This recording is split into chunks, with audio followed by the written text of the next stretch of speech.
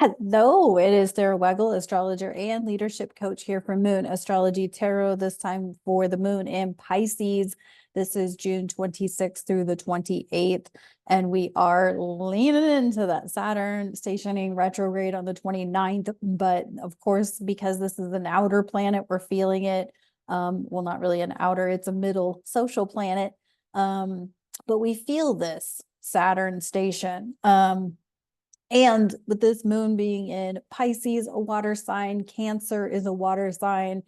So there's going to be a lot of trines here, as well as a lot of sort of almost floaty type energy. But here's what I feel heading into this moon in Pisces is there's going to be, especially as Saturn's getting ready to station retrograde, there's going to be this kind of uh, finding your comfort in old patterns and in old habits.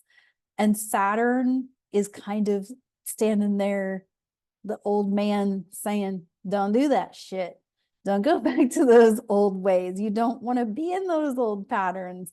I think this is really an interesting feeling that I'm getting because I'm actually going to be at a reunion this weekend. So during the time that this moon is in Pisces. So I don't know if that's why I'm feeling it, but I feel like this could be coming up for everyone because as we transform, as we grow, as we expand, it's uncomfortable, right? We're stretching, we're expanding, we're growing, and our body and our nervous system's like, huh, wait, no, hold on, can we go back? That's your human self, your ego, just scared and in fear. And so I certainly invite you to do some inner child dialogue and, comfort the inner child and let them know, if you want to do like some reparenting of your inner child, however that works for you, journaling, meditating, just kind of connecting with your inner child, your scared little inner self that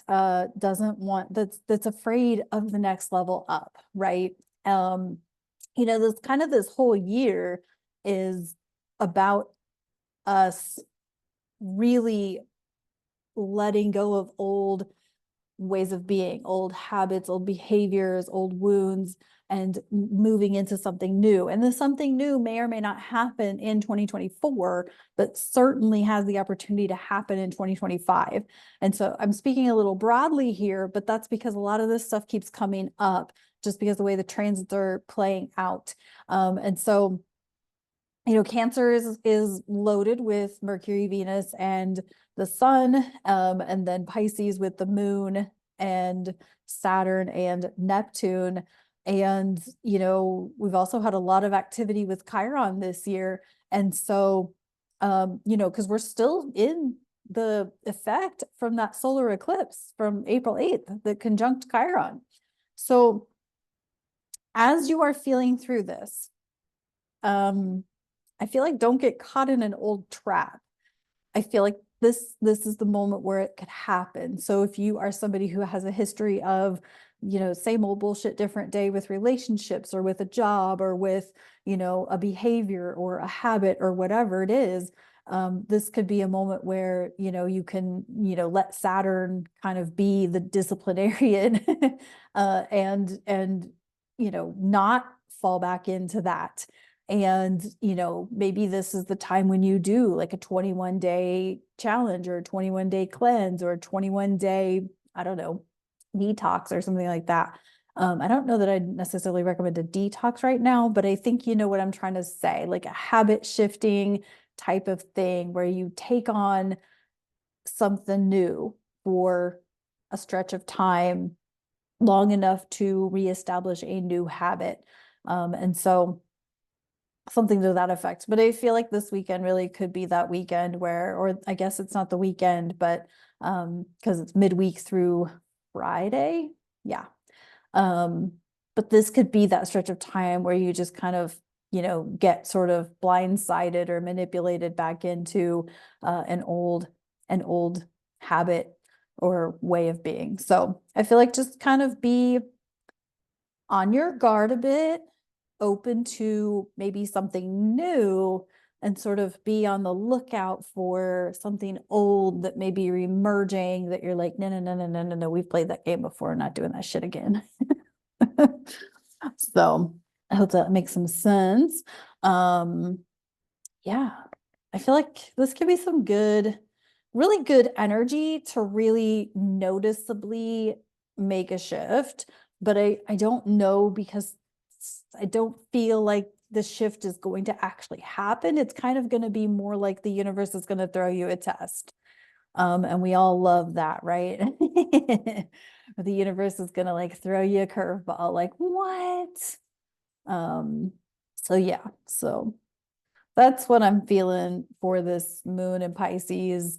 Um, you know, sun's gonna, or Venus is gonna trine Saturn. So it really is like Venus in Cancer, it really is an opportunity to, you know, not get blindsided and nurture the thing that you're trying to step into, the role that you're trying to step into, or the habit that you're trying to step into, and not revert back to that old pattern. So, and you got several months to work on that, because Saturn's retrograde, I think, until September. I don't know off the top of my head, but I'll know in a future video, I'm sure. When that retrograde is. I know it's from, it starts at, the retrograde starts at 19 degrees of Pisces and goes back to 12 degrees of Pisces. I just don't remember what day it goes direct. Um, so let's see what's up with the tarot. Okay, the Emperor in reverse, Commander Riker. Yeah, that's kind of what I'm saying, is like, you're not going to feel your strongest. So it's kind of going to be up to you to um, find your own inner strength to avoid a situation getting derailed or getting out of hand. Quite, it's almost like, don't get lost in the tide with this much water, right? Don't get lost in the tide of like, oh, it'd be so easy to go back and deal with that situation again, or to have another relationship like that again. And I feel like this strength is like, you're not going to be your strongest, but you're going to have to find it's, oh, let's see, Jocko Willink, and plenty of other of the type, Andy, Brazella, you're not finished when you're tired, you're finished when you're done. So it's kind of like, you got to dig in and find that strength within yourself to make the shift, or at least acknowledge that, like, you don't necessarily, I don't feel like this is about making a shift. I feel like this is more about saying no to something that's old and that's outdated, and won't serve you, or allow you to move forward. And that could be what this whole Saturn retrograde is. Let's see what's up with the self-care deck, is that you're not going to be at your strongest, but like, the whole point is like to not get caught in the undertow. It always makes me think of Lincoln Park, caught in the undertow. Anyway, so it's up with self-care. I also feel like, this being so much water, you're gonna want to probably stay hydrated for sure. Avoid, you know, things that would dehydrate you, like alcohol, caffeine, sugar, things like that, that would cause you to be more dehydrated. You would, you know, maybe even get some like some natural hydration tablets or something like that. Or eat some watermelon. I mean, it is summer. um, and stay grounded, you know, maybe allow yourself to float a little bit, but then, you know, get yourself regrounded. Um,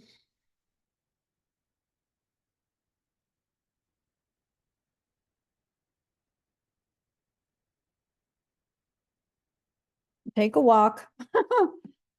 Take a barefoot walk on the grass. Take a barefoot walk on the grass. That's not what this card's about. This card is about taking a walk, but yes, taking a walk, getting outside, taking a walk, being outside in nature, in the sunshine. Let the sun kind of feed you, you know, that kind of thing.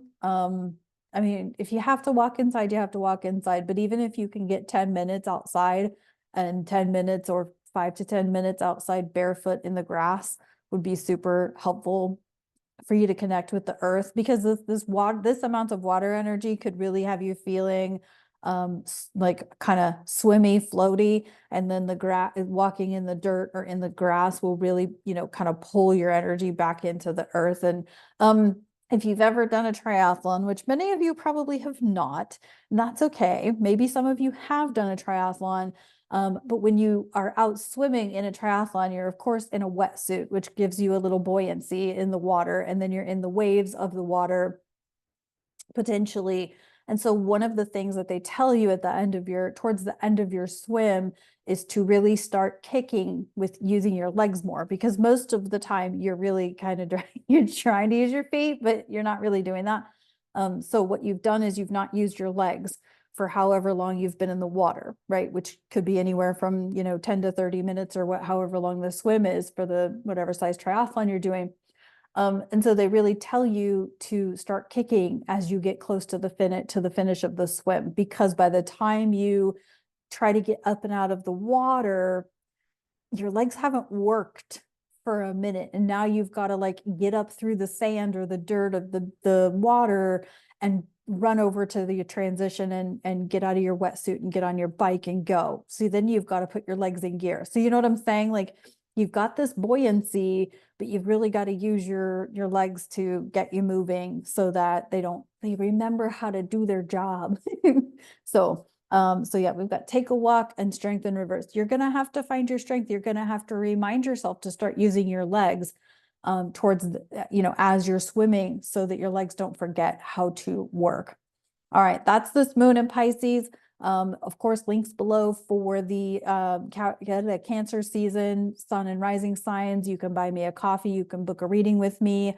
And of course, the video from Practical Tools for 2024, all linked below if you want to check all those out. So I'll see you on the next one.